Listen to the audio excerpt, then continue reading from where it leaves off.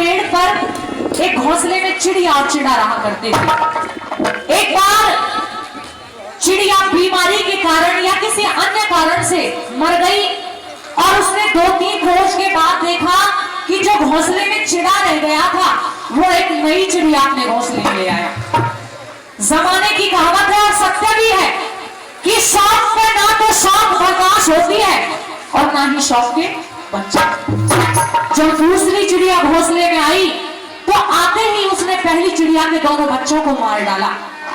रानी ने ये नजारा, ये सीन अपनी आंखों से देखा और ये सोचने लगी कि कहीं ऐसा ना हो कि मैं मर जाऊं बीमारी से, मेरे मरने के बाद महाराज भी दूसरी शादी कर ले और जो दूसरी महारानी हमारे घर में आए वो आते ही मेरे दोनों बच्चों रूप और बसंत को मार डाले। राजा को अपने पास बुलवाया और हाथ जोड़ के बैठ गई कि महाराज मुझे नहीं पता कि मैं 2 दिन जीवित रहूंगी या 4 दिन, कितनी सांसें बकाया है, लेकिन मरने से पहले आपसे एक विनती, एक प्रार्थना करना चाहती हूँ। और वो क्या प्रार्थना है, क्या कह रही है रानी? यहाँ की ये रानी है और हरियाणा के सुप्रसिद्ध कवियों में से श्री बाजे भगत जी द्वारा लिखित ये रानी है। सुनिए जरा क्या कहती है वो रानी।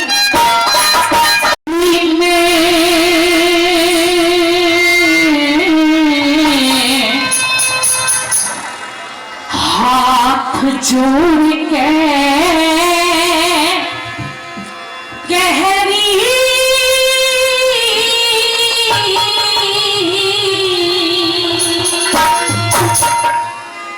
कि मेरा इतना कहर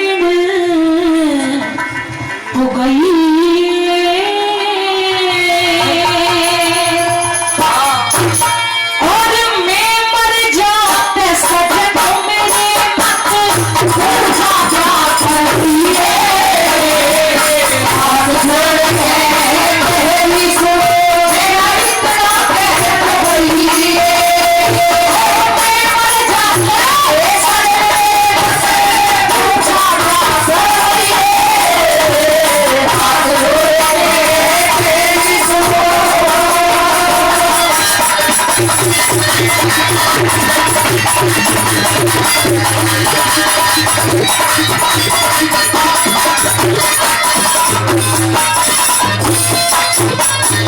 पहली 2 लाइनें सुनाई है केवल कि मैं हाथ जोड़ के कह रही हूँ मेरा इतना कहर हो गई है और जब मैं मर जाऊं तो सजन मेरे तू जा ब्याह कर रही। पहली कली में कैसे समझाती है, सुनिए जरा क्या बताया।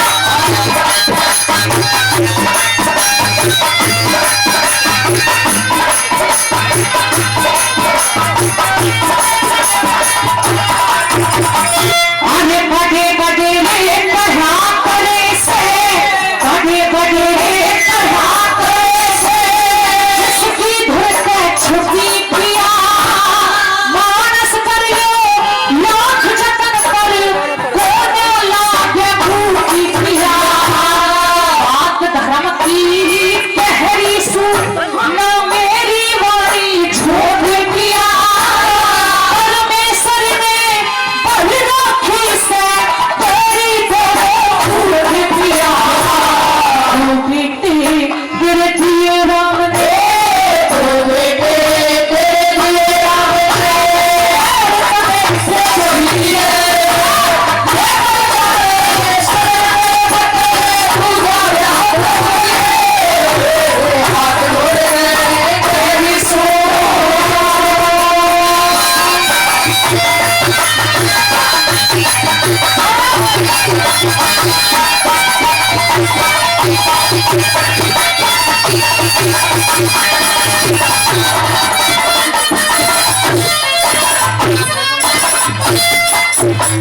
रानी समझ में आ रही है जी? आ रही है। तो ताली बजा दो एक बार, शुक्रिया। वैसे मैंने एक नई चीज निकाली है क्योंकि कलाकारों को तालियां बजवाने का बहुत शौक होता है, मुझे भी था, अब भी है, लेकिन कई बार ऐसा होता है कि कलाकार की रागनी तो बढ़िया लगती है श्रोताओं को, लेकिन आलस में तालियां नहीं बजाते हैं। जो इतने आलसी है कि ताली बजाना चाहते हैं पर बजा नहीं रहे और रागनी बढ़िया लग रही है, तो कोई दिक्कत नहीं है, ताली मत बजाओ, अपने हाथों को छुपा के रखो लेकिन एक काम जरूर कर दो, जिसको रागनी बढ़िया लगे ना वो ताली ना बजाए तो कोई बात नहीं, बस अपनी नाड़ हिला दिया करो ऐसे करके, जिससे लगे मुझे कि हाँ भाई आनंद आ रहा है। तो आनंद आ रहा है जी। अगर कोई बुढ़ा आदमी या कोई बुढ़िया, हाँ बुढ़ा या कोई बुढ़िया नाड़ भी ना हिला सके तो नाड़ तो हिलानी पड़ेगी, और तो कोई उपचार नहीं है इसके अलावा, तो नाड़ हिला दो एक बार जोर से। नाड़ भी ना हिले, तीसरा तरीका मैं बता देता हूँ, वो जीभ निकाल के इजहार कर सकता है। आज पर नया ही बताओगे, जिससे कलाकार असमंजस में रह के जीभ दिखा रहा है कि बात नहीं सुन। सुनिए आगे क्या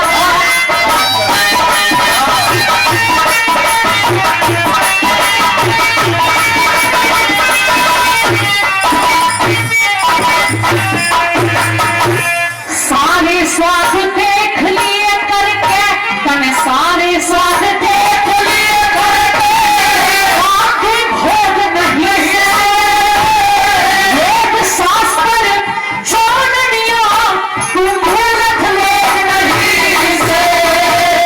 तो बेटी जय ना ब्याहे उनका भी शोध नहीं से। हरे बाल हरे सिर के तू चाहते लोग नहीं से। ठाकुर आ रहा पिया जो, ठाकुर आ रहा पिया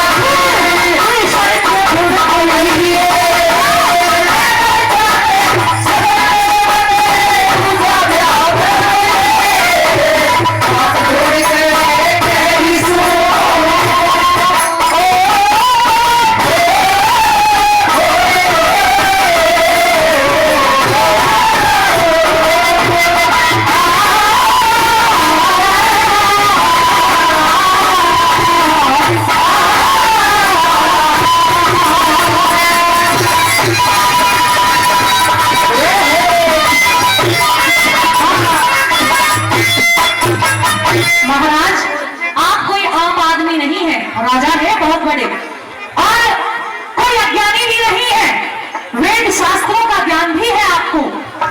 कहने लगी कि महाराज सारे स्वाद देख लिए करके कोई पाप की भोग नहीं से, और तू वेद शास्त्र जान लिया है, कोई मूर्ख लोग नहीं है।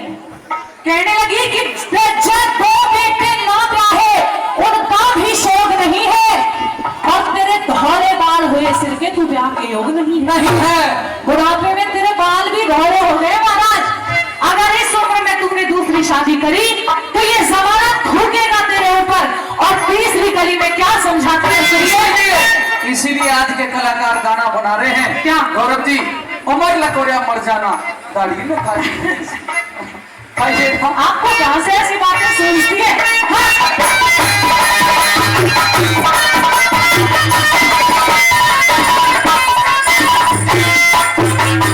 अरे याद देने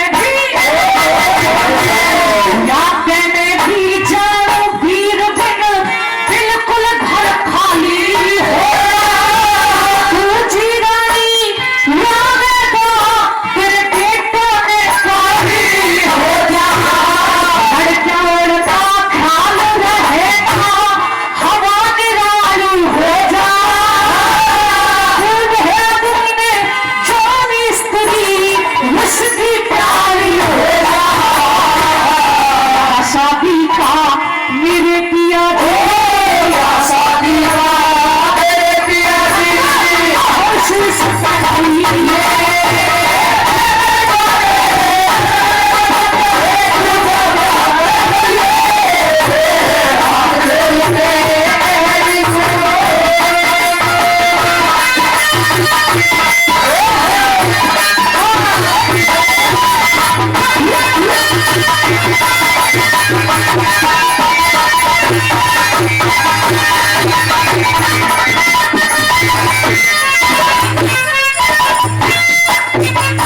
प्रेमी सज्जनों, कहने लगी कि महाराज मेरा तो समझाने का फर्ज है, अगर पति गलत रास्ते पर जाए और पत्नी ना समझाए ये भी तो गलत है। करोगे तो आप अपने मन की ही, लेकिन महाराज चाहो तो आप हजारों शादियां कर लो, क्योंकि आप राजा हैं, ना धन दौलत की कमी है, ना नाम की और इज्जत शोहरत की कमी है। लेकिन अगर बुढ़ापे में भगवान का भजन कर लोगे तो बेहतर रह जाओगे, और लास्ट कड़ी में भी